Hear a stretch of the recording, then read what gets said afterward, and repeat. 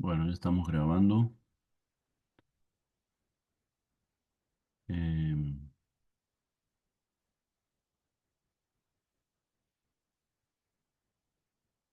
¿Se ve el PowerPoint? ¿Me escuchan todo? ¿Está bien todo? Perfecto, Carlos. Bueno, Se ve y te escuchamos bien. Sí, Carlos, todo bien. Se ve perfecto. perfecto. Bueno, estamos transitando la unidad 5, que esta unidad es una unidad donde hacemos, le damos presencia a diversos temas, como el de tema de estratificación social, clases sociales, eh, temas que tienen que ver con la relación de género, que es lo que después de esta clase vamos a ver, y otros temas como el que hoy vamos a abordar, que a lo que apuntan estas temáticas es dar una mirada general a la época en que hoy estamos situados, que no resulta para nada simple describirla, comprenderla, analizarla. Y, y para dar esa mirada, bueno, apelamos a distintos autores y también empezamos haciendo una, una mirada un poco retrospectiva, una mirada histórica, cómo es que estamos hoy parados acá en este tipo de sociedad. Y para ello, volvemos a repasar algunas cuestiones que incluso vimos al principio de este seminario, de esta materia, que fue el contexto de la sociología, el contexto de emergencia de la sociología, que ahí hablamos de que la sociología surge en la modernidad. Ahora vamos a decir algunas otras cosas sobre la modernidad, pero además con el relacionar algunas características distintivas de lo que fue el paso de la Edad Media a la modernidad. También vamos a mencionar que para muchos autores esa época, las características típicas de la modernidad han- ya no tienen vigencia y que han aparecido otras características que incluso podríamos mencionar que en virtud de esas otras características, esta época podría denominarse posmodernidad o incluso para otros sociedad del conocimiento. Entonces, en la clase de hoy ojalá terminemos, voy a tratar de hacerlo, pero si no, seguiremos la clase que viene. Vamos a hacer referencia a, a esto que estamos mencionando, ¿eh? Modernidad, posmodernidad, sociedad del conocimiento. Y hay un hilo conductor en esta transición, en estos cambios históricos, que el hilo conductor en el análisis que algunos autores realizan y que personalmente me parece interesante, tiene que ver con ciertas dimensiones humanas que prevalecen en una época determinada. Si, por ejemplo, en la Edad Media prevalece la dimensión de la fe, de las emociones, de las creencias, esa dimensión subjetiva. En la modernidad aparece la racionalidad como un elemento distintivo que viene a reemplazar esa dimensión religiosa muy arraigada en la fe. Ahora en la posmodernidad se vuelve a hablar de una dimensión subjetiva, no tanto en la fe, pero sí en las emociones, en los sentimientos, en las pasiones. Eh, Cuando hablamos de sociedad del conocimiento, hay algo parecido a la razón, pero más vinculada a productos de la razón como son las tecnologías del conocimiento. Y vamos a tener este hilo conductor, ¿cierto? Viendo cómo estas dimensiones vienen caracterizando esta época, ¿cierto? Un poco como podría decir este, Protágoras, creo que era el filósofo que decía que el hombre es la medida de todas las cosas, ¿cierto? Bueno, hoy también eso está muy en duda en virtud de, por ejemplo, la inteligencia artificial, eh, eh, eh, que obviamente es producto de la razón humana, pero cada vez se habla más insistentemente, con mayores argumentos, precisamente del desplazamiento del ser humano como las medidas de todas las cosas, ¿cierto?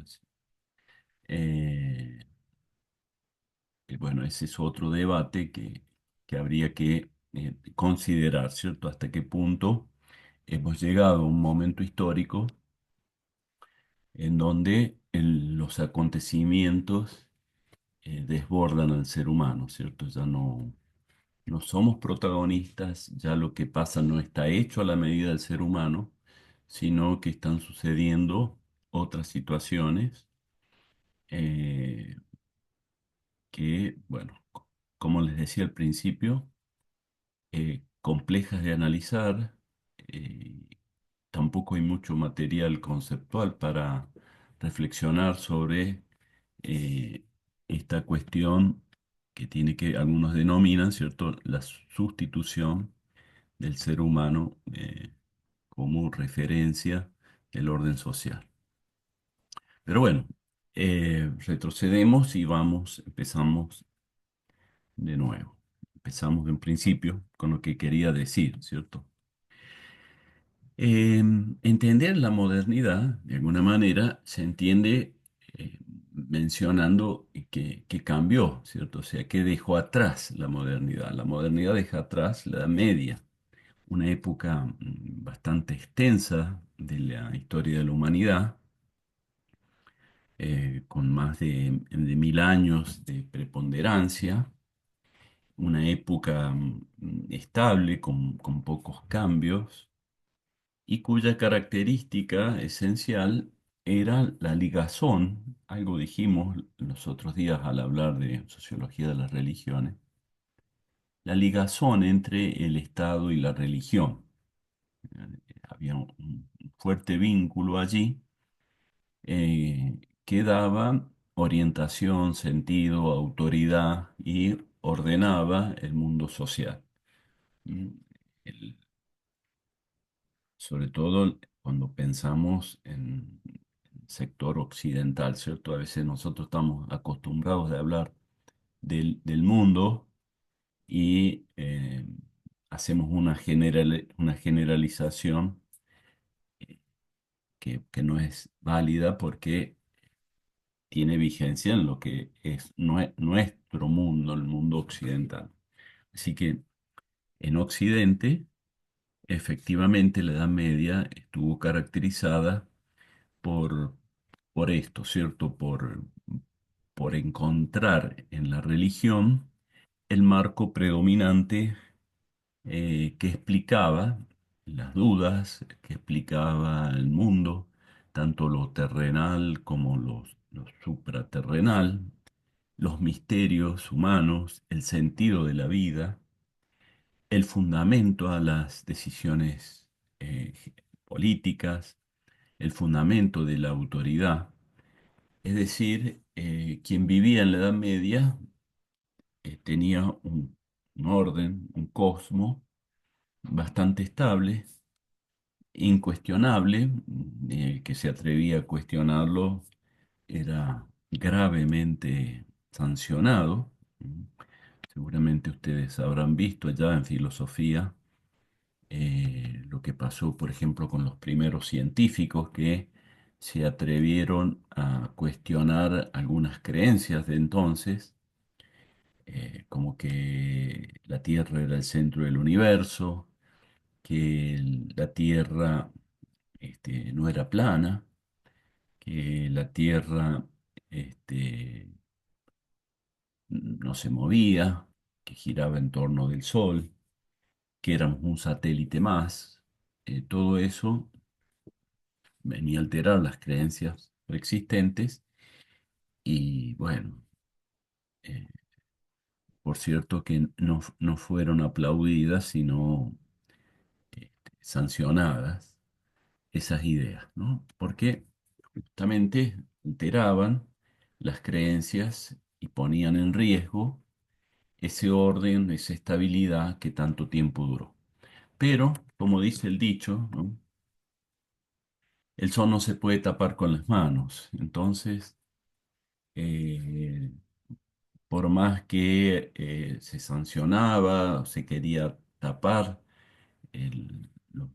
los aportes de los científicos, estos fueron creciendo y resultó inevitable además el apoyo de los enunciados racionales, ya no basados en la fe, sino en la razón, con instrumentos como por ejemplo los telescopios, y esa articulación y esa fundamentación entre lo racional y lo empírico, ¿cierto? Lo observable, fueron dando mayor fortaleza a esta corriente de pensadores, autores, que van generando justamente este desplazamiento de un orden social basado en la religión y van dando emergencia a un orden social más basado en la razón, ¿no? Nosotros vimos también que este cambio fue acompañado por transformaciones políticas.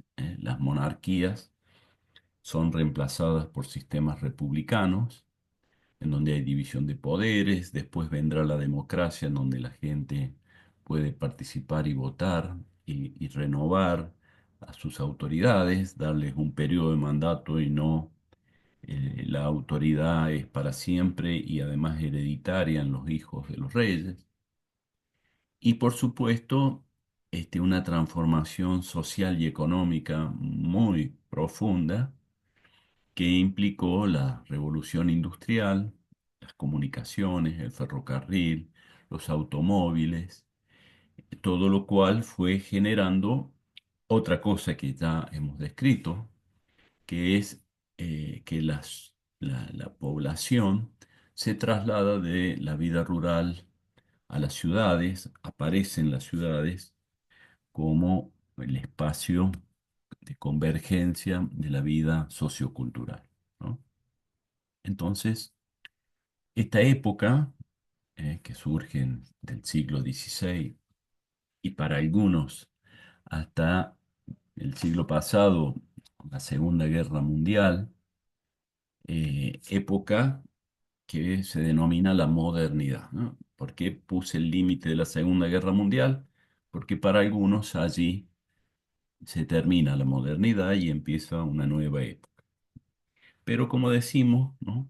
La modernidad significó este proceso de desplazamiento de la fe por la razón.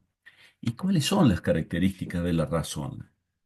O si decimos el orden social está caracterizado por la razón humana. ¿Qué queremos decir con eso?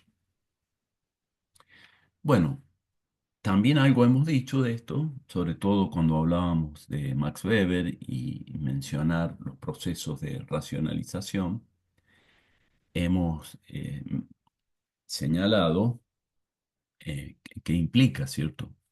¿Qué características tiene, por ejemplo, el Estado moderno? ¿Qué características tiene la ciencia como el relato o el análisis descriptivo considerado verdadero del mundo?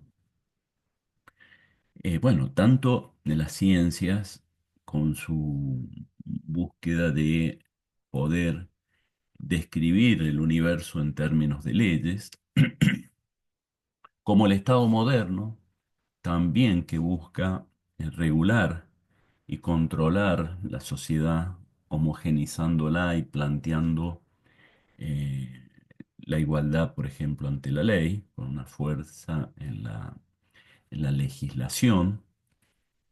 Haya ahí, ¿cierto? Tanto en la ley eh, legislativa como en la ley científica, esta presencia de la razón y este alcance que tienen ambos tipos de leyes de totalidad. ¿Mm?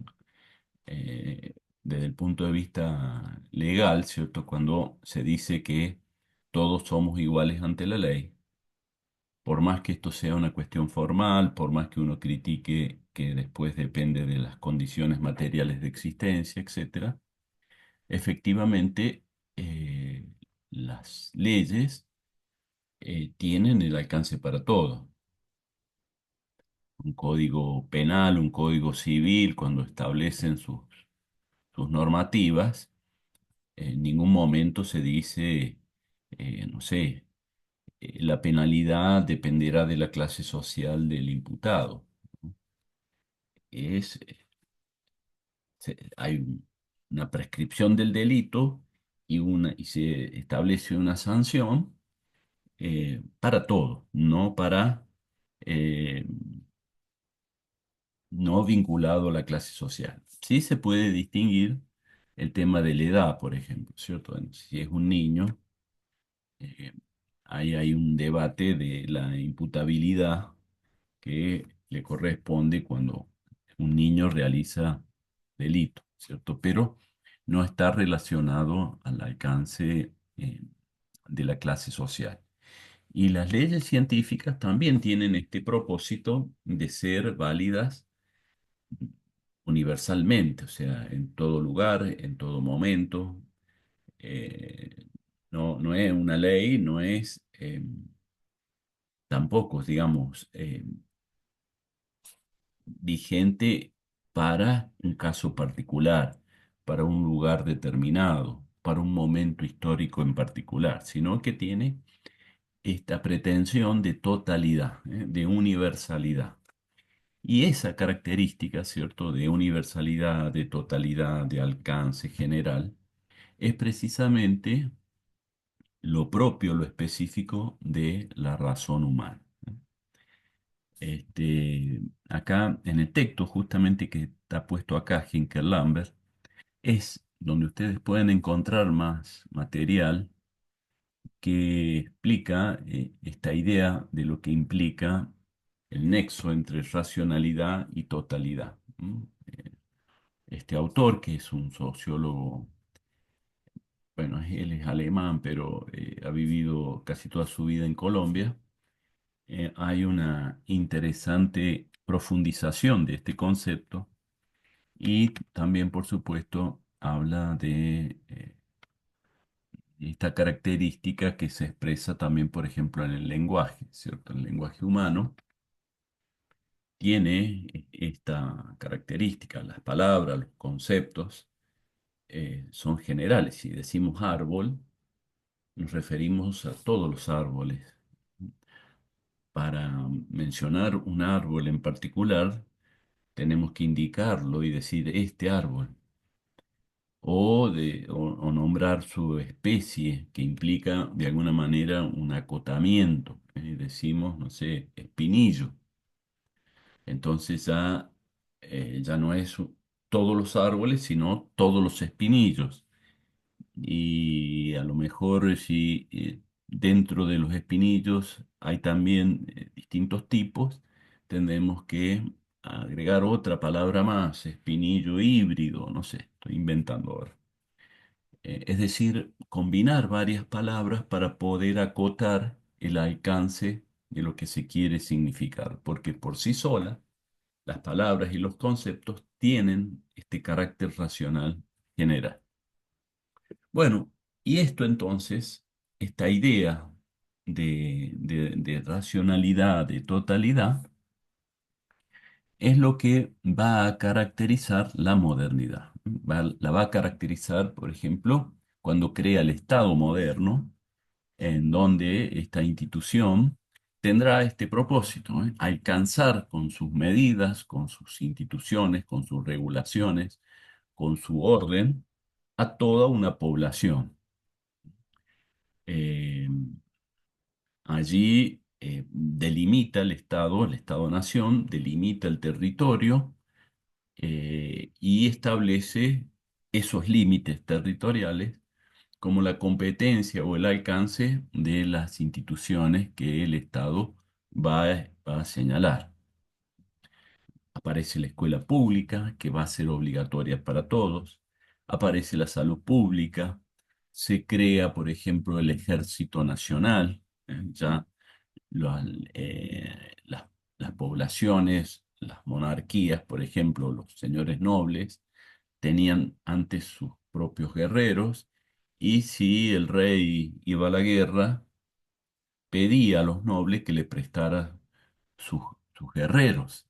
No existía el ejército nacional. La idea entonces de nación como una totalidad unificada, con normas, con instituciones, es una característica muy fuerte, acompañada, por supuesto, de lo que estamos diciendo, ¿no? De un corrimiento, un pasar a segundo plano, las religiones y ser la ciencia, el relato analítico de lo que le pasa al ser humano, a la sociedad, al universo, a la naturaleza, encuentra en la ciencia las explicaciones, y con esas explicaciones algo muy, muy poderoso que va a ser el desprendimiento tecnológico de conocimiento científico, ¿no? Ciencia y tecnología no es lo mismo, pero indudablemente parte de la ciencia se instrumenta, ayuda a, este, al avance tecnológico, a la instrumentalización de esos conocimientos generales en tecnologías, en aparatos que permiten intervenir sobre la realidad, transformar la realidad, apropiarse de la realidad, objetivar esa realidad y generar, bueno, generar, algunos dirán riqueza, desarrollo, mercancías, otros, por ahí miramos también que esas tecnologías eh, han sido eh, responsables de, sé, de pérdidas de recursos naturales, de contaminación ambiental, de desequilibrios ecológicos, y con lo cual habría que ver, ¿no? Analizar si en verdad vamos mejorando o empeorando, ¿no? Si la ciencia y la tecnología nos han aportado una mayor calidad de vida o no, ¿cierto? Porque evidentemente el desplazamiento de la religión hacia la ciencia fue establecida con argumentos de que la ciencia y la tecnología nos iba a hacer que la sociedad pudiera vivir más feliz, como querían los griegos, ¿no? En la antigüedad, lograr la felicidad del ser humano. ¿Y cómo lo iba a lograr? Bueno, doblegando las miserias humanas, generando mayores riquezas. Hasta se pensaba, fíjense en ustedes, ¿no? Ahora vuelve a surgir un poco estos relatos un poco utópicos de que gracias a la ciencia y la tecnología, por ejemplo, se iba a lograr eh, curar el envejecimiento, como que deja de ser un proceso natural el envejecer y morir, y que se iba a lograr la juventud eterna. Esta idea fue muy fuerte al principio de la modernidad, y por supuesto que generaba mucha confianza y esperanza de, de esto, ¿cierto? Bueno, y no era la única utopía, la utopía también era eh, que no iba a haber más pobreza, que las máquinas industriales iban a generar los suficientes bienes para que no existieran pobres. Efectivamente, las tecnologías y las industrias generan suficientes bienes, alimentos, recursos como los automóviles, lo que sea, pero ello no ha significado que ha desaparecido el hambre, la pobreza, la marginación. ¿Eh? ¿Por qué? Hay un tema de distribución de riqueza que no está relacionado con la cantidad de riqueza, sino más bien con el tema de la propiedad de la misma. Con lo cual, no es un problema de que antes había hambre porque no había alimentos y que cuando tengamos alimento iba a desaparecer el hambre. No, tenemos alimento. Argentina, por ejemplo, lo que produce en alimentos alcanzaría, algunos dicen, ¿no? Como para alimentar al mundo entero. Sin embargo, hay hambre no solo en el mundo, sino en Argentina misma. Lo que nos lleva a pensar, ¿no? Que no es solo un tema de que exista alimento para que no exista hambre. Hay ahí una cuestión de cómo se distribuye, quiénes son los propietarios, cómo es el alcance de los alimentos. Lo mismo pasa con la salud. No es que no existan los remedios para todo. Lo que no existe es el poder adquisitivo de todos para alcanzar a todos los remedios, ¿no? O sea, hay una cuestión ahí que implica lo mismo, o sea, cómo se distribuye los beneficios de esa modernidad. Y ni qué hablar, por supuesto, de lo que fue el desarrollo de la modernidad en términos bélicos, ¿no? Porque obviamente que se creía que en un mundo feliz, ¿cierto? En donde no hay hambre, en donde la gente prácticamente no iba a necesitar trabajar porque la robótica iba a reemplazar el trabajo humano, porque iba a haber bienes suficientes para todos. No solamente eso no fue real, sino que además la tecnología generó armamentos muy destructivos. Eh, la tecnología no solo creó la industria, o creó el automóvil, también creó los tanques de guerra. Los aviones no eran solo civiles, sino aviones de guerra. El- la manipulación de la pólvora en armamentos cada vez más mortales. E incluso, ¿cierto?, de la mano de la física y de la manipulación de los átomos, eh, a mediados del siglo pasado, se utilizó la bomba atómica con el desastre que eso significó desde el punto de vista humanístico, ¿no? Indudablemente ahí uno no puede dejar de cuestionar si ese relato utópico de la modernidad que iba a ser una sociedad extraordinaria no generó una sociedad monstruosa, ¿no? Una sociedad capaz de autodestruirse, de destruir la naturaleza, de generar más pobreza, mayores enfermedades, mayor marginación de la que existía antes de todo este avance.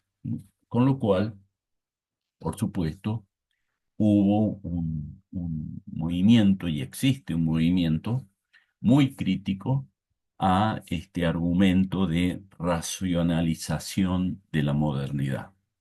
La modernidad dio un paso para adelante, dicen algunos, ¿cierto? Dio un paso para adelante, pero cinco para atrás. Unos pocos son los que disfrutan de los beneficios de esta modernidad y una gran mayoría padece lo que la modernidad ha generado. Bueno, como les digo, en el texto de Hinker Lambert, que se llama Utopía y Proyecto Político, se describe con profundidad esto que yo estoy mencionando, y él incluso hace esta distinción de que la modernidad tuvo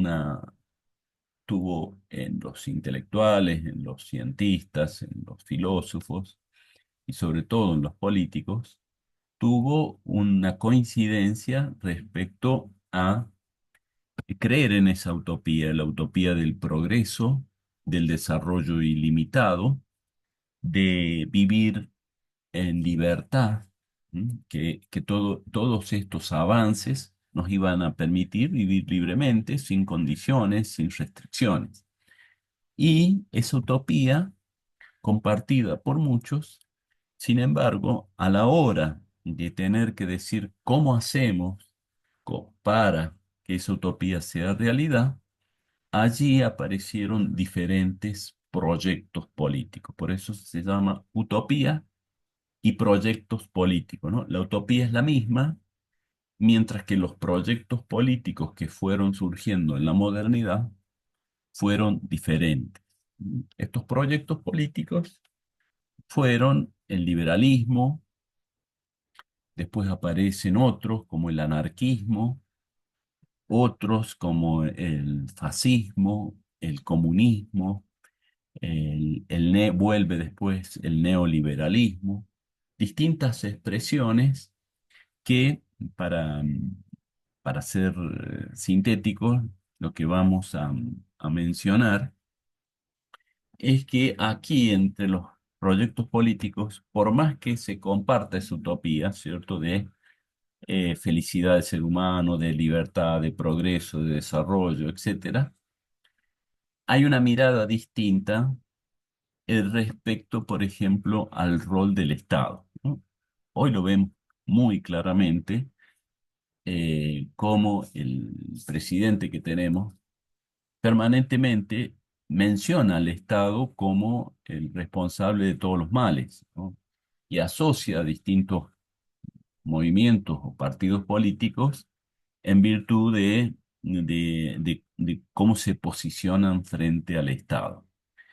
Indudablemente, esto que el presidente menciona, eh, por más que uno no comparta la idea, tiene razón de la relevancia que tiene el Estado en el orden social, ¿no? Por un lado, el Estado, y hay otra institución también central y clave que se denomina mercado. Ambos conceptos los hemos visto también en la unidad 2, por lo que ahora solo subrayamos, ¿cierto? La centralidad que tiene en los distintos posicionamientos políticos, cómo las personas, los grupos, cada uno, piensa respecto a los aportes que puede, que debe o que no puede hacer cada uno de estos dos agentes institucionales, ¿no? ¿Qué puede, qué debe hacer el Estado? ¿Cuál debe ser su tamaño? ¿Cuáles deben ser sus incumbencias? ¿Y qué debe, qué puede hacer el mercado? ¿Qué competencias tiene? ¿Qué cosas está bien que haga? ¿Qué cosas no está bien que haga? Y acá entonces, según cómo uno opina, es que se ubica generalmente hacia un tipo de lineamiento político ideológico o hacia otro.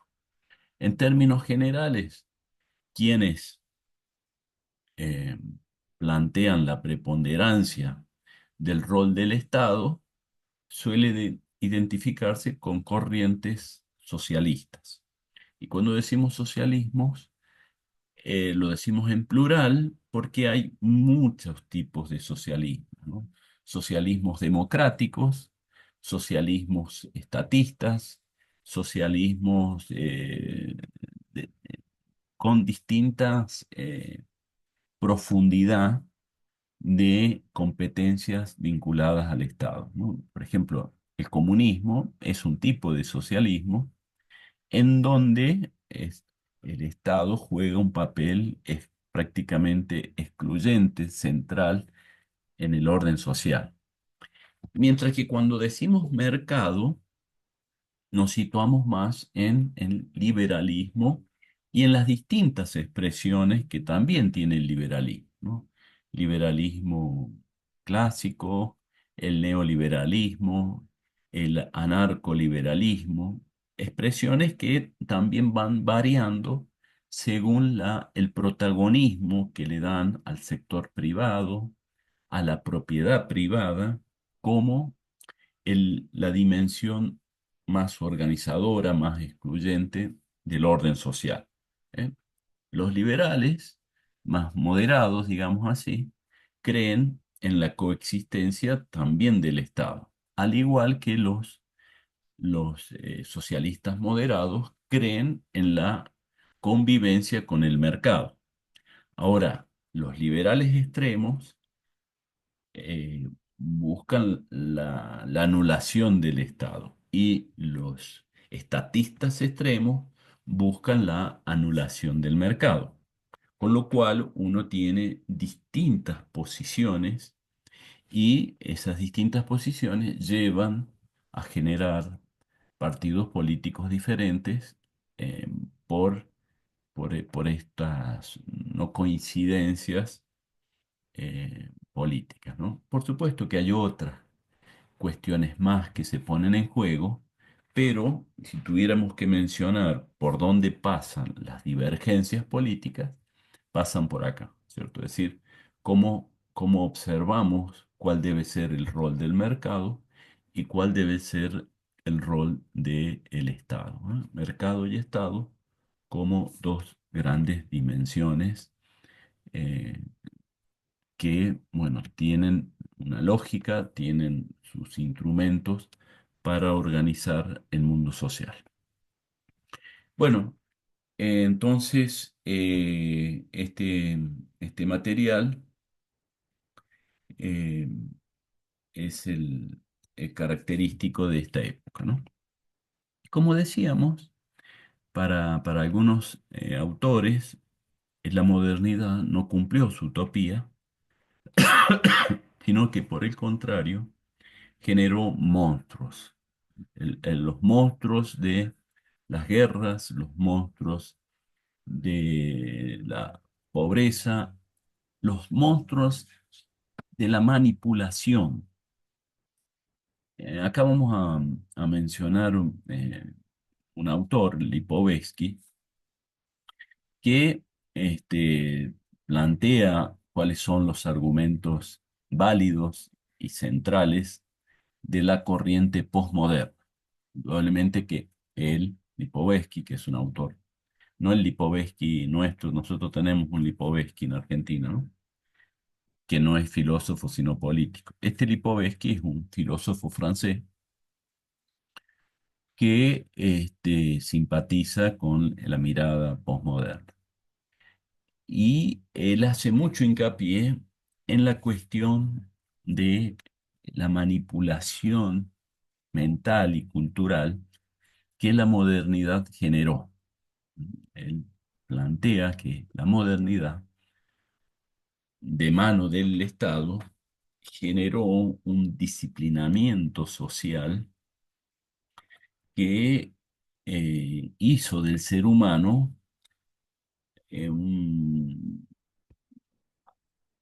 como si fuese un robot, ¿cierto? Le quitó su humanidad, lo homogeneizó de una manera arrolladora, quitándole su sentido de individuo y justamente haciendo lo contrario de lo que buscaba, que era hacer de las personas seres libres de su propio destino, sino justamente convertirlos en esclavos.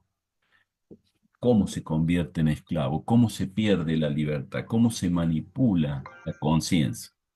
Bueno, según este autor, el Estado lo hace de muchas formas. Por ejemplo, con el sistema educativo. ¿Mm? El sistema educativo enseñando a todos lo mismo, eh, evita, ¿cierto?, el surgimiento de las diferencias. Poniéndonos un guardapolvo a todos del mismo color, tapa las diferencias de clase social. eh, Graduando los niveles de enseñanza, poniendo niveles, homogeniza también al ser humano. El Estado, no solo con la escuela, sino con su sistema legal, con su burocracia, también homogeniza, nos hace seres que nos tenemos que comportar de la misma manera, que debemos seguir los mismos procedimientos para alcanzar determinados fines. Todo ello, ¿cierto?, nos hace como engranajes en una maquinaria. A mí me gusta sugerir, a lo mejor ustedes lo han visto, un pequeño video de Pink Floyd que se llama Un ladrillo en la pared. Roger Waters, que hoy en día no se lo quiere mucho porque se lo critica de ser alguien de izquierda. Roger Waters, sin embargo, tiene este video, Un ladrillo en la pared, en donde muestra, de alguna manera muestra, la brutalidad de la modernidad.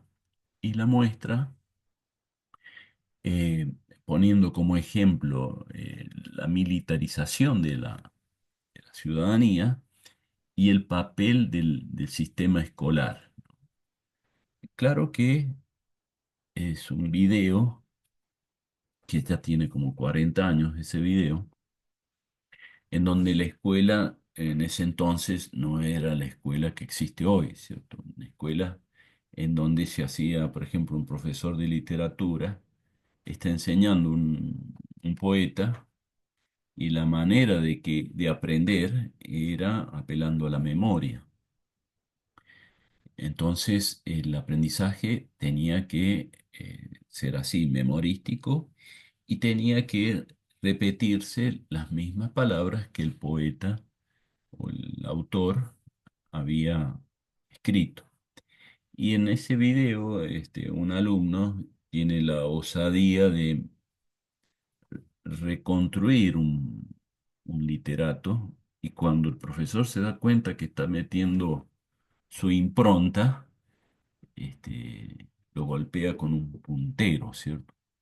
Eran épocas en donde el golpe físico en el aula no era mal visto, ¿cierto? Sino que era un correctivo pedagógico. Bueno, uno mira eso hoy y obviamente no deja de decir, pero qué barbaridad, ¿cierto? ¿Cómo puede ser que se enseñe de esa forma? Pero fíjense en que el propósito es ese de mantenerse en los clásicos, no innovar, repetir lo que las grandes autores en este caso han mencionado, y no tratar de distinguirse, sino de aceptar los parámetros clásicos.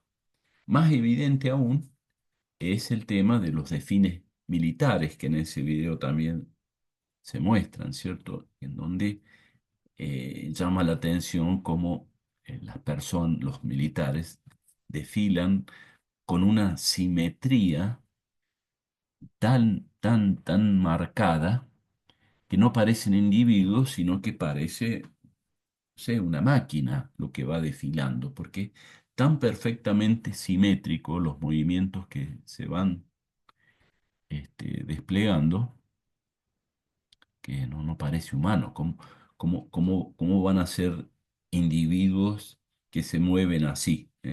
Más bien da la impresión de de una máquina, ¿cierto?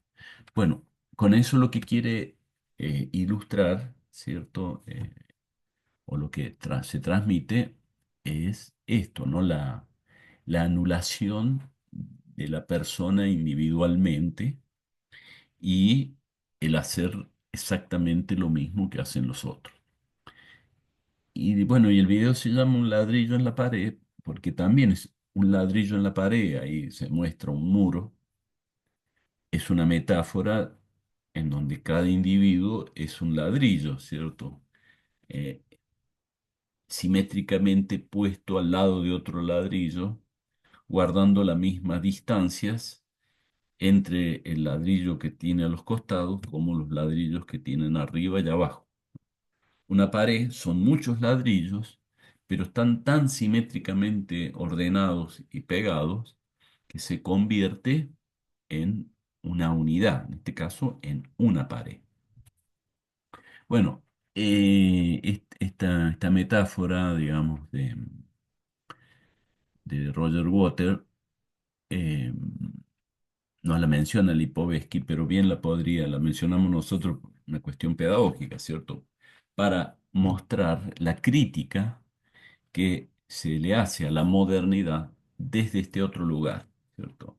Desde quienes plantean que la modernidad justamente avasalló al ser humano en su individualidad, lo convirtió en una masa homogénea manipulable.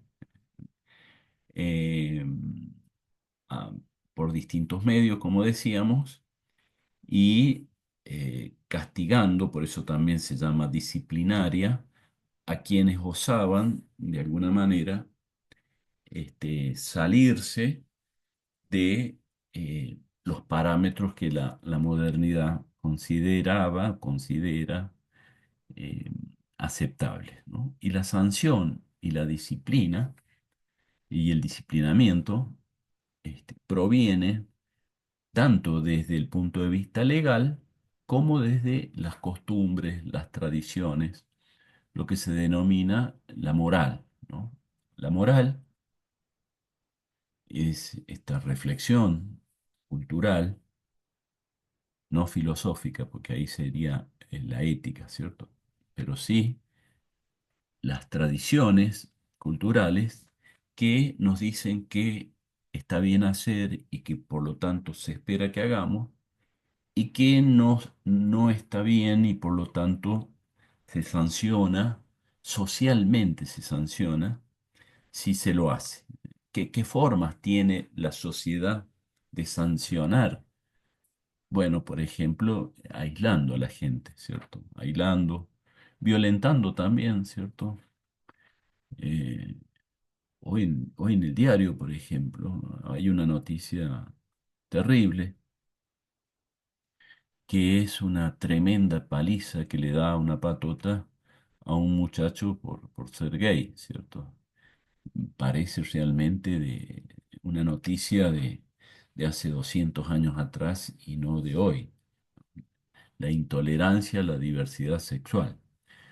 Eh, bueno, esa intolerancia eh, muchas veces se expresa de distintas maneras en la sociedad, ¿no? El bullying en la escuela, aislando, ridiculizando, eh, son formas sociales de sanción también, ¿verdad? No solamente existe la sanción legal, sino la sanción eh, moral.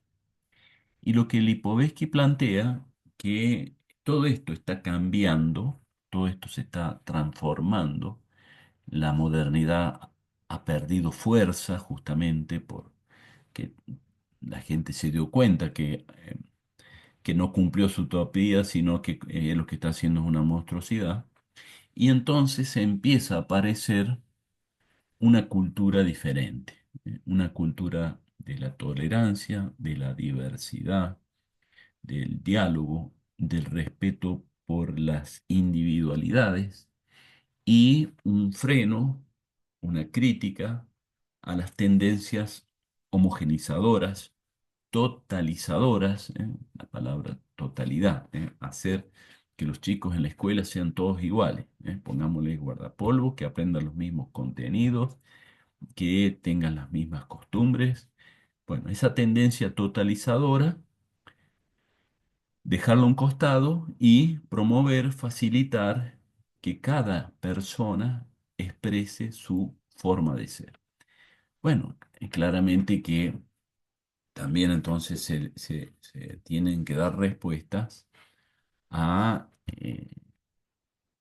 a ciertos códigos de convivencia, ¿cierto? Porque si esto lo ponemos en extremo, en el sentido de que si no hay reglas y yo puedo hacer lo que tengo deseos de hacer y eso está bien, volvemos a la ley de la selva, ¿no? Porque va a depender de mi fuerza física o de mi fuerza económica para imponer lo que tengo ganas. ¿Eh? Tengo dinero y veo que hay un viejito que está en una linda casa. Y bueno, contrato una patota que lo saque de los pelos y me apropio de la casa. Si no hay ley, no voy a tener sanción. Si viene algún familiar del viejito, ¿qué me importa? Si yo tengo acá un ejército privado, que para eso le pago, y el que me venga a reclamarle lo liquido y chao. ¿Mm? O sea, una sociedad sin reglas es imposible. Como estos autores no son tontos, eh, entienden que tiene que haber reglas, lo que van a señalar es la crítica a que sea el Estado el que nos diga las reglas. Y van a auspiciar que las reglas surjan de los propios protagonistas. Por eso acá verán que dice, se propone una ética del diálogo, ¿no? O sea, ponerse de acuerdo entre las partes, qué está bien, qué está mal, qué reglas nos vamos a autodar y vamos a comprometernos a respetar. Pero son reglas que nosotros construimos. Pensemos, por ejemplo, en una Profe, pareja. disculpe que lo interrumpa. No, no pido disculpa, al contrario, siempre he dicho que me viene bien que me interrumpa. Sí, ¿podría volver a la diapositiva 2, porfa, que me faltó copiar algo? ¿Esa? ¿Esa o la Sí, uno? Bueno, entonces ahí decía, está, muchas gracias. no, decía la ética del diálogo es entre las partes ponerse de acuerdo qué reglas van a seguir. Y estaba señalándonos si pensemos, por ejemplo, en un acuerdo comercial, ¿no? En vez de buscar el código civil de, de- de cómo se lleva a cabo un acuerdo y qué pasa si con los términos, qué pasa si uno incumple, etcétera.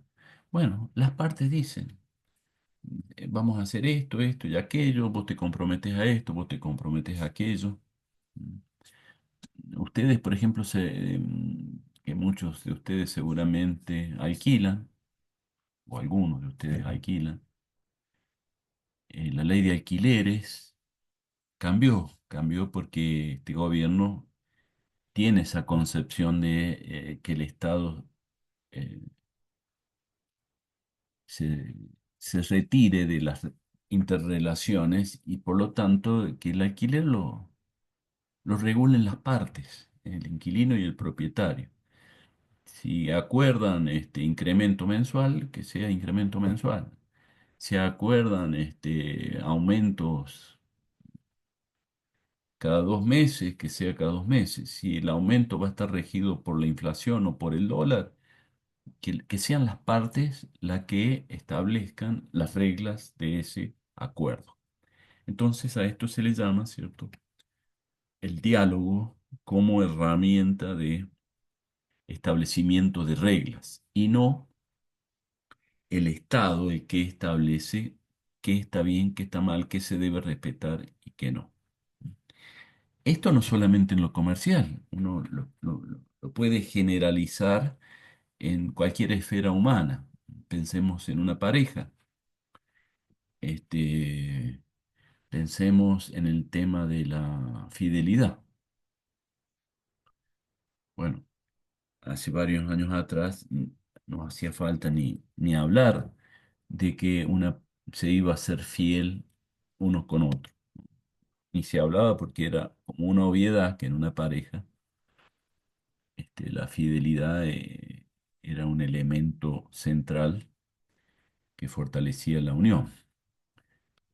Pero hoy en día se puede hablar y decir vamos a tener una relación abierta, no, no centrada en la fidelidad. Si vos querés tener otras relaciones, la tenés, y si vos querés tenerla, la tenés. ¿Mm? Pero se acuerda. O sea, lo que no estaría bien es este, decir que se va a ser leal y después aparece el engaño de que no se lo es. Ahora, si se acuerda una relación abierta, no hay transgresión después si aparecen otras personas, ¿no? Porque eso está acordado. O sea, la ética, la moral que se va a dar esa pareja, las reglas que van a seguir, han sido acordadas en un diálogo entre las partes, ¿no? Con lo cual, no es que Lipovetsky diga la posmodernidad significa la desaparición de las reglas, sino el reemplazo de reglas impuestas desde las sociedades del Estado a reglas acordadas entre los miembros de una relación. ¿Se entiende esto? Bueno, otro autor que mira con preocupación, con atención, con una mirada aguda la época contemporánea, no simpatiza ni con la modernidad, como lo hacía Lipovetsky, ¿cierto? Lipovetsky, que es este autor que les empecé a mencionar antes de Hinkerlamber, perdón, que es el autor que les mencioné antes de Lipovetsky, Hinkerlamber, planteaba que la modernidad tenía vigencia, a pesar de todas estas cuestiones que la razón y el disciplinamiento social este, transmitieron, crearon, nada hay superior a un estado racional que sea el ordenador de un conjunto, ¿no? Esa es la posición de Hinkerland.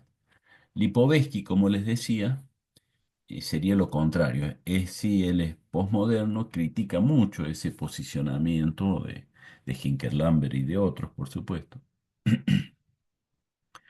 y auspicia, ¿no? En las ideas de la posmodernidad, que como decíamos, ¿no? Tienen que ver con la libertad de las personas, el dejar de penalizar el deseo, como él dice, ¿no? La modernidad sanciona la sexualidad, por ejemplo. Hay que dejar de penalizar esto. Sanciona el humor. Eh, Se debe despenalizar lo que la modernidad ha penalizado en exceso.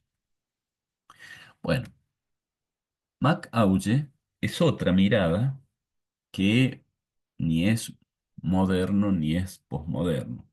Él dice, bueno, estamos, sí, evidentemente, en un proceso de cambio profundo, pero en donde hay aspectos que continúan de la modernidad y aspectos que están cambiando. Y el mejor término que a él le parece que hay que utilizar para describir esta época es el concepto de supramodernidad, ¿no? Como dice acá en el PowerPoint, la supramodernidad. En el texto que está puesto en la cátedra, él mismo empieza, ese texto empieza como contándonos una experiencia de una persona que va a hacer un viaje. Y ese viaje lo va relatando, ¿cierto? Eh, Todo con la intervención de relaciones tecnológicas, ¿no? No me acuerdo mucho porque hace tiempo lo leí, pero supóngase que eh, llama a un taxi que lo lleve al aeropuerto y viene un auto eléctrico sin conductor, ¿no? Llega al aeropuerto, mira sus vuelos, no tiene que preguntarle a nadie, sino que mira los horarios, de dónde salen, eh, de los vuelos. Hace el check-in con una computadora, va al free shop y compra un producto de cualquier lugar del mundo y lo paga con una tarjeta de crédito. Bueno, sube al avión y en una hora hizo 1500 kilómetros. Y todo eso el autor lo utiliza para describir, de alguna manera, estas características de la supramodernidad, en donde eh, las relaciones humanas, el otro, con el otro como alguien semejante a uno, se diluye y aparece un otro instrumental, ¿no? Un otro con el cual no sentimos nada, en donde es un instrumento ese otro. Se pierde la emoción, el afecto, el apego emocional en las interrelaciones, ¿no? Las interrelaciones se tornan muy instrumentales y él justamente plantea y toma el concepto de lugar, por supuesto, como un lugar físico, como por ejemplo mi lugar, mi casa, mi barrio, mi ciudad, mi provincia, mi país. Ese, ese lugar, este es mi lugar. Él dice que las personas tenemos el- la, la reacción natural de tirar como una ancla afectiva a ese lugar, ¿eh? Uno se proyecta, se prolonga en su casa. Su casa no es solamente una escritura, sino que su casa está plagada de recuerdos, está compenetrada de experiencias, de imágenes, está asociada a los padres, a los hermanos, a la alegría, a festividades, también a dolores, a una serie de emociones que parecieran, digamos, echar raíz sobre el piso, sobre las paredes, sobre el patio, ¿no? Hay una continuidad. ¿Qué sucede todo lo contrario con, por ejemplo, con lo que, por ejemplo, cómo vive un turista un lugar, ¿no? Por más hermoso que sea el lugar que está conociendo un turista, siente esta lejanía con ese nuevo lugar precisamente porque no tiene pasado con ese lugar.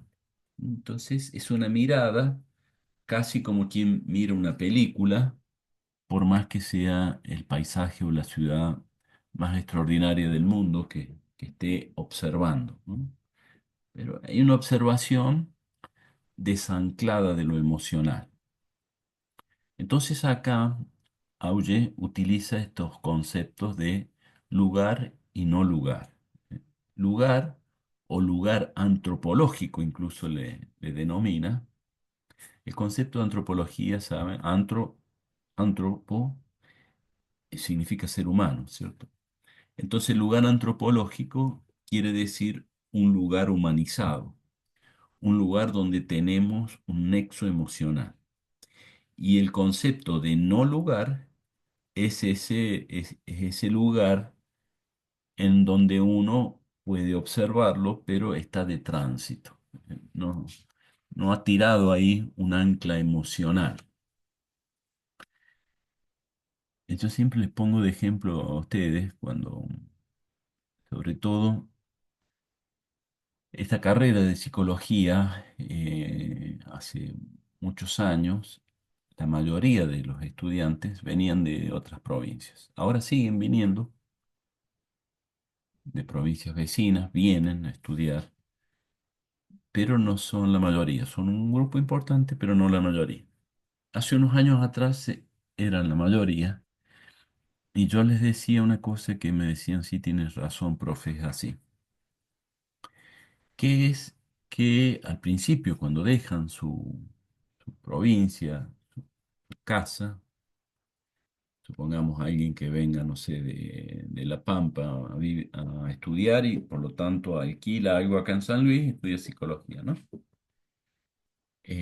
Al principio extraña muchísimo y piensa y sufre y añora eh, su familia, su casa, su barrio, sus amigos, sus ex compañeros, su novia, su novio. Tiene la mente acá, pero el cuerpo allá. Sin embargo, y no conoce a nadie acá. Son todos extraños acá.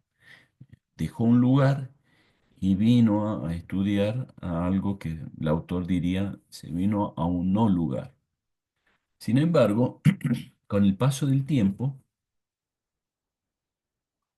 de a poco, acá en San Luis, empiezan a hacer amistades, se reúnen para estudiar con compañeros o hacen una pareja.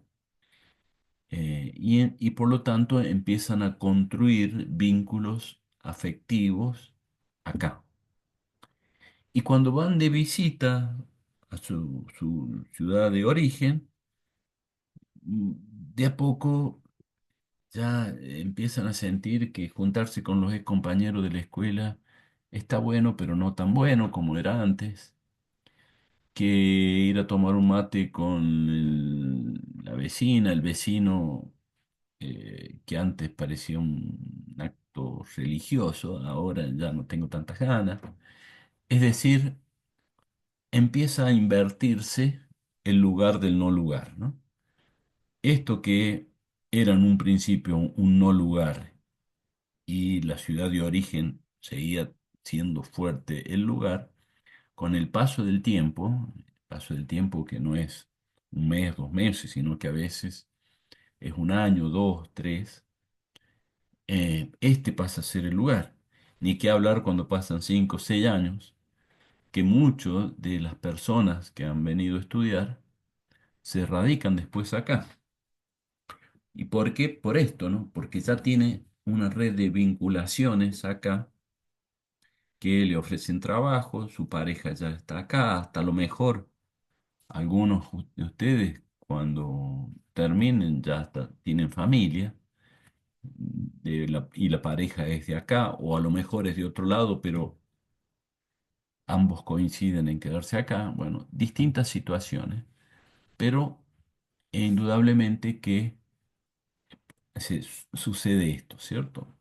Lo mismo pasa con la gente que a lo mejor se fue a vivir a otro país. Al principio es terrible, mucho más fuerte que ir de una ciudad a otra, porque seguimos en un mismo país, ¿cierto? Pero cuando uno cambia de un país, ahí uno ya es un extranjero, se lo mira como extranjero y es difícil convertir a un país que no es el nuestro en un lugar. Esa gente a veces lo logra, a veces no. Muchas de las personas que se han ido a vivir a otros países, por más que han logrado a lo mejor económicamente que les va muy bien, no logran adaptarse y regresan. Esto es, no tengo estadísticas, pero le diría que por lo menos la mitad de los que se van regresan, ¿no? Eh, por, porque no logran convertir ese otro país en su lugar. Su lugar sigue siendo el lugar de origen, ¿no? Bueno, yo, Aparte tiene que ver con la cultura en la que se crearon, ¿no?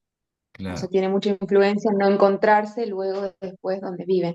Profe, ¿me podría volver a explicar la supramodernidad y los tres excesos? Porque no lo estaría vinculando y no lo pude comprender. sí, es que no lo dijo, ¿no?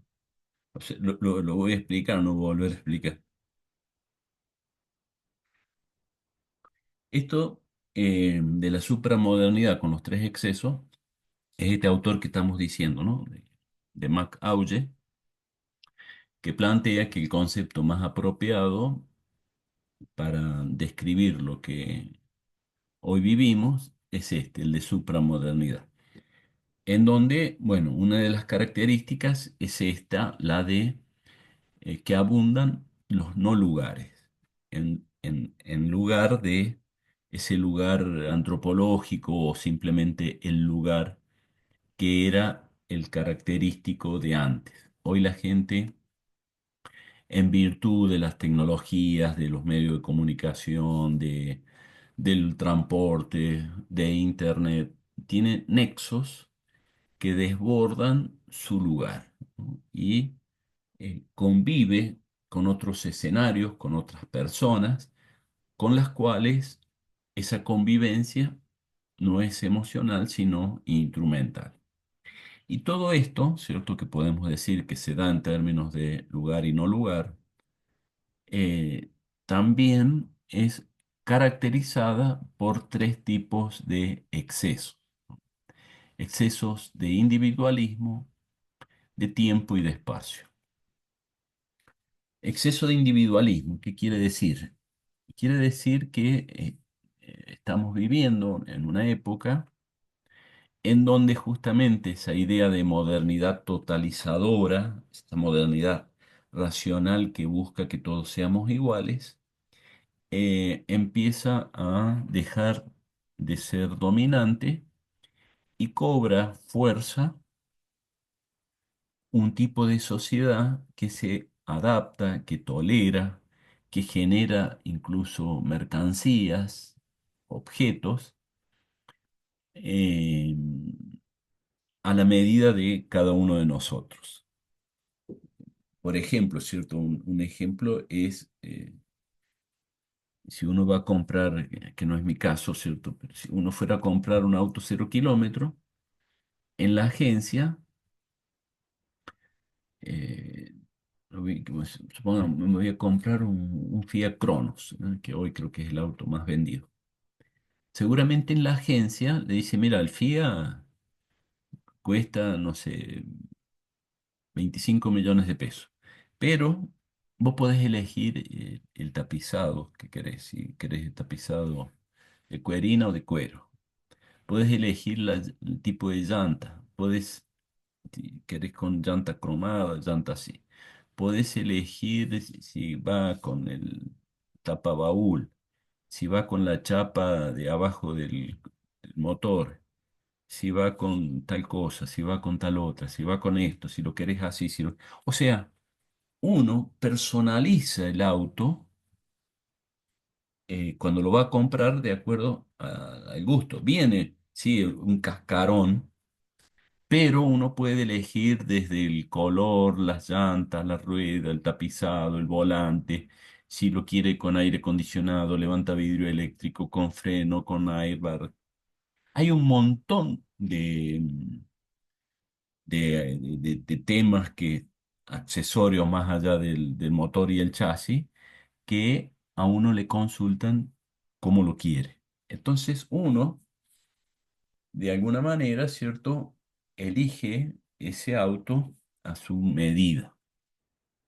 El autor utiliza la metáfora del menú a la carta. Es como si todo fuera ir a comer, no el menú, perdón, ir a comer a la carta, en donde ya no te dan el menú fijo. Te sentás a comer acá en el comedor universitario y te dan la bandeja y no podés elegir mucho, ¿cierto? A veces por ahí quieres, no sé, arroz o fideo. Eso, eso es moderno completamente. La supramodernidad es sentarse y a uno le traen una carta en donde, bueno, elige de entrada y tenés 20 posibles entradas. Plato principal y también 15 20 opciones. Postre, de vuelta, 20 opciones. Entonces decís, quiero esto de acá y esto de acá.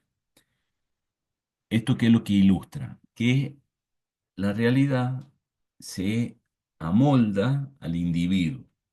El individuo puede elegir lo que quiere y no, mira, este es el menú, si te gusta bien, si no, anda a otra parte. Y esto también se generaliza, ¿no? O sea, uno va a buscar trabajo, no sé, en un hospital. Y ahí, eh, cada vez más, ¿cierto? Todavía no sucede del todo, pero cada vez más, entre recursos humanos y la persona, acuerdan, por ejemplo, las condiciones laborales. Cuántas horas va a trabajar, cuánto querés ganar. Y entonces, no está preestablecido, mira, acá se trabaja así y este es el salario, sino que uno puede acordar las condiciones de trabajo con el empleador, ¿no? Esto en términos de relato lindo, porque efectivamente se está desregulando y cada vez se quiere desregular más las condiciones de trabajo, pero la asimetría que hay entre el que ofrece trabajo y el que busca trabajo es tan grande que el que elige en realidad es el poderoso, el trabajador no elige nada, ¿cierto? O sea, la regulación en este caso protege al débil, en este caso los trabajadores, ¿no? Nosotros los profesionales también somos trabajadores, mal que nos pese. Y cuando vamos a una institución importante, la universidad, un hospital, etcétera, no podemos decir yo quiero trabajar tantas horas y ganar tanto. No, los salarios son estos y gana lo mismo un docente en San Luis, en una universidad nacional, ¿no? En San Luis, en Mendoza, en Tucumán, en Buenos Aires. Los salarios están regulados. Las reglas, las normas están reguladas.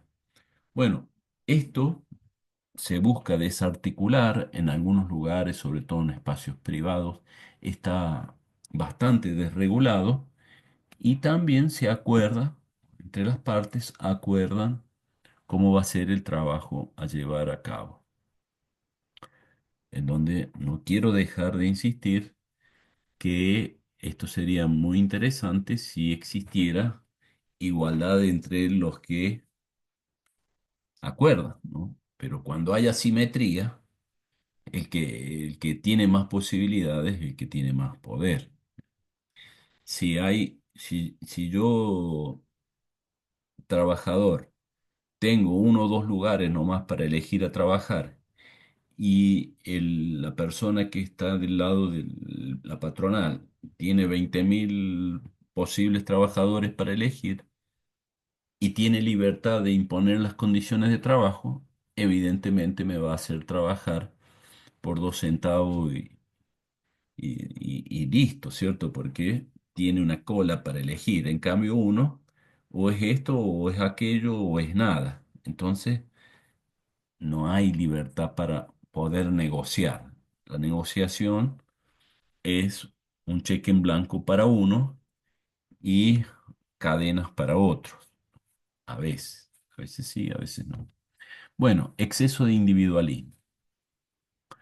El exceso de tiempo y de espacio, ambos tipos de exceso, se vinculan a estas condiciones materiales, muy relacionadas con las tecnologías que hoy existen, ¿no? Con Internet, con la aviación, en donde uno, por ejemplo, se toma un avión, como decíamos, y se va a Buenos Aires, y en 1 hora 40 hizo lo que hace 100 años se tardaba 4 meses en llegar de San Luis a Buenos Aires, ¿cierto? En una carreta, más o menos era ese el tiempo, ¿eh?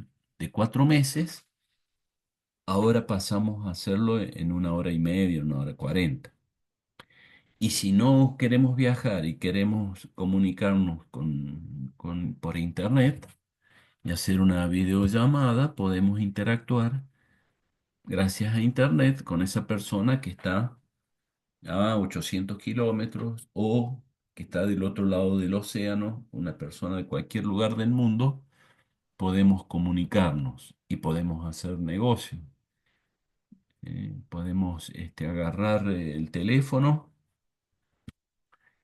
y comprarnos una camisa en China y dentro de 15 20 días la tenemos en casa. ¿Mm? Es decir, hay como una idea de que las limitaciones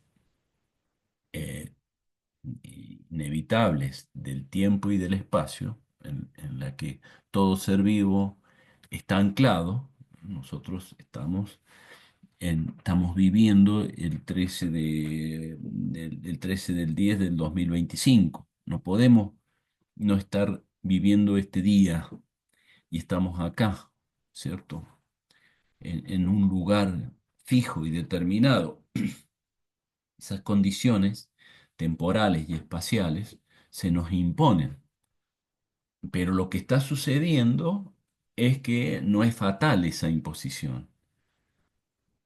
No es fatal significa que justamente en virtud de los avances tecnológicos podemos conectarnos, desplazarnos, hacer cosas, mirar un espectáculo que suceden en otros lugares. Y podemos grabar también y volver a ver algo que sucedió ayer o hace 10 años, lo volvemos a traer gracias a la tecnología. Es decir, no somos seres en donde aquí y ahora, este lugar y este momento nos agota nuestra existencia, ¿no? Sino que tenemos esta posibilidad de desplazarnos sobre el espacio y el tiempo. Entonces, esta es otra característica que tiene que ver y que el autor la señala como los tres excesos. También habla, ¿cierto?, de lugares gloriosos y lugares, no, perdón, no lugares gloriosos y no lugares gloriosos, ¿sí? Gloriosos y no gloriosos, ¿eh? Gloriosos y no gloriosos. ¿Qué quiere decir un no lugar glorioso? Bueno, serían un no lugar eh, con mucho glamour, ¿cierto? Un lugar espectacular, un lugar donde un shopping, un aeropuerto, no sé, Miami, lugares donde la riqueza y el placer, el lujo, lo caracteriza. Pero, ¿por qué le llaman no lugar? Porque no hay anclaje emocional, ¿eh? Uno se va, algunos de ustedes tienen la suerte de ir a Miami, va de compra al shopping, va, vuelve en avión, se gastó, no sé, 5 o 6 mil dólares, pero no quedó emocionalmente anclado con Miami, no puede vivir más si no es pensando en Miami. No, fue de turista, fue y estuvo en ese espectacular lugar, pero lo disfrutó, no se arrepiente nada, pero no lo convirtió en su lugar. No pasó a ser Miami eh, mi lugar de referencia de mi existencia. No, por eso es un no lugar, pero un no lugar glorioso. Un no lugar no glorioso, por el contrario, no es de riquezas, de abundancia, sino que más bien es todo lo contrario, ¿cierto? O sea, de carencia, de ausencias de elementos. Algo típico es, por ejemplo, ¿no? Ya este proceso no se da tanto, por suerte, pero hace unas décadas atrás sí era muy, muy característico, que es, por ejemplo, la gente del interior de Argentina se iba a vivir a Capital Federal porque existía, digamos, la idea de que allí se conseguía trabajo, se pagaban buenos salarios, la ciudad era maravillosa y por lo tanto valía la pena irse a la capital, ¿no? Ahora, cuando llegaban a la capital se encontraban que se costaba conseguir trabajo, que un alquiler de un departamento era absolutamente inalcanzable y por lo tanto se situaban provisoriamente en una villa, ¿no? En un lugar muy pobre, a lo mejor con cuatro chapas y dos nylon, y ahí con la idea de que era un tránsito, ¿cierto? Es decir, voy a estar acá, no me gusta, pero hasta que consiga trabajo y entonces allí sí pueda irme a otro lugar. Bueno, la realidad lo que fue mostrando es que ese no lugar de las villas se fue convirtiendo en el lugar, porque no pudieron, muchos no pudieron salir de ahí y se quedaron a vivir ahí para siempre y tener hijos allí y los hijos de los hijos allí, los nietos, ¿cierto? En ese no lugar. Eh, la gente no se termina identificando porque no eran lo que querían, ¿cierto?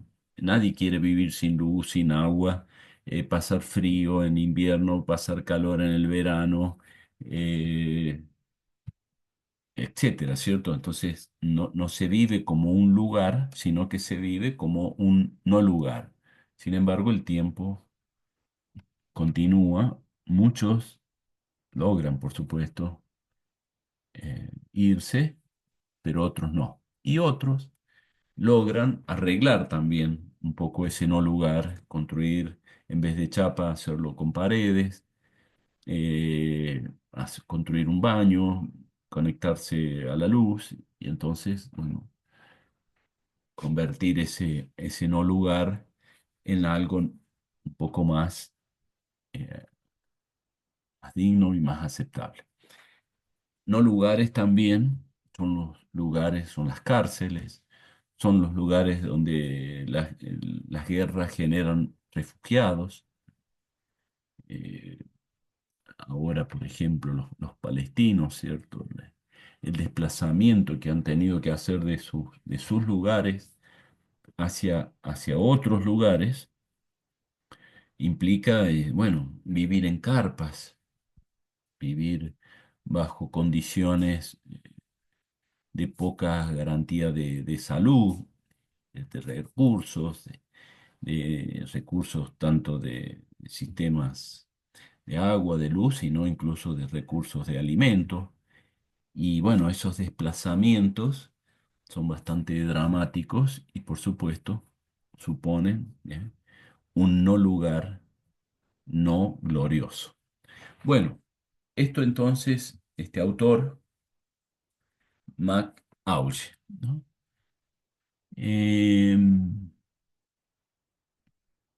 entonces hemos visto todo este tema de modernidad, posmodernidad, las distintas miradas de quienes están un poco a favor de la continuidad de la modernidad, quienes plantean, este es Hinkerlamp, quienes plantean que la modernidad terminó y que lo que surge es la posmodernidad como la respuesta adecuada, Lipovetsky, y otros, como Mac Auge, vienen a plantear algo distinto como esto que se denomina supramodernidad.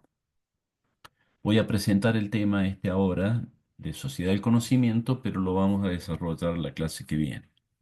Hay otro grupo de intelectuales y de autores, de sociólogos, antropólogos, cientistas políticos, etcétera, que dicen, en realidad, la sociedad actual se puede caracterizar no como moderna, premoderna, posmoderna, supramoderna. El concepto más apropiado para decir cómo es la sociedad en la que estamos viviendo ahora es denominarla sociedad del conocimiento, por la importancia que tiene el conocimiento en nuestra vida cotidiana, en el orden social, en el orden industrial, económico, político, sanitario. El conocimiento pasa a tener una centralidad total, ¿eh? Ya no es la sociedad industrial, ya no es típica de los inicios de la modernidad, ¿cierto? No es la sociedad agraria, típica de la sociedad medieval, sino que es la sociedad del conocimiento. Cada vez más, esta dimensión del conocer lo abarca todo, desde tipos de trabajo los productos, eh, Profe, me parece que se le cortó el audio o me anda a mí mal el wifi. no sé, el- Eh, sí, ahora se te escucha, Carlos, recién no se recién no se escuchaba. escuchaba. Ahora yo te escucho. Sí, Bueno, los últimos 5 segundos. sí, igual estaba diciendo que estamos terminando la clase y que en la próxima clase voy a hablar de la sociedad del conocimiento, que es los autores contemporáneos, muchos están planteando que es más pertinente hablar de este tipo de sociedad y no del debate si estamos en una sociedad moderna, posmoderna, supramoderna, sino caracterizarla a partir de la centralidad, de la importancia que tiene el conocimiento hoy en día. El conocimiento que se traduce en tecnología, que se traduce en objetos, en prácticas de trabajo, el conocimiento en economía. Acá, por ejemplo, digo esto y dejamos acá eh, el Producto Bruto Interno de un país, que son las riquezas que tiene un país, el dinero, los dólares, el oro, los bonos, etcétera, se suman y generan un indicador que se llama PBI, Producto Bruto Interno, que el monto dice ese capital económico que tiene. Y se divide ese Producto Bruto Interno en tres secciones. Es el sector primario, que tiene que ver con todo lo vinculado a la tierra, y ahí entra todos los recursos agropecuarios y también mineros, ¿eh? Después el sector secundario, que es el industrial, y por último el sector terciario, que es el de los servicios y el conocimiento, ¿eh? Educación, el turismo, la informática, eh, las actividades financieras, etcétera. Y según el volumen que ocupa en cada país cada uno de estos sectores, podemos decir qué tan desarrollado es un país u otro. ¿Mm? Un país como el nuestro, el mayor volumen del Producto Bruto Interno lo ocupa el sector primario, es decir, el agrícola, ganadero, minero. Un país como Estados Unidos, el mayor volumen de su Producto Bruto Interno lo ocupa el sector terciario, es decir, esto que estamos diciendo, ¿eh? Las tecnologías de la información, la inteligencia artificial, los bancos, los servicios, etcétera. O sea, eh, toda una serie de actividades económicas, educativas, culturales, en donde esta dimensión del conocimiento cobra centralidad. Bueno, dejamos acá la clase próxima. Vamos a retomar desde acá y continuar. Recuerden ir estudiando porque se vienen las evaluaciones y no está bueno estudiar a último momento, con lo cual un consejo es ese.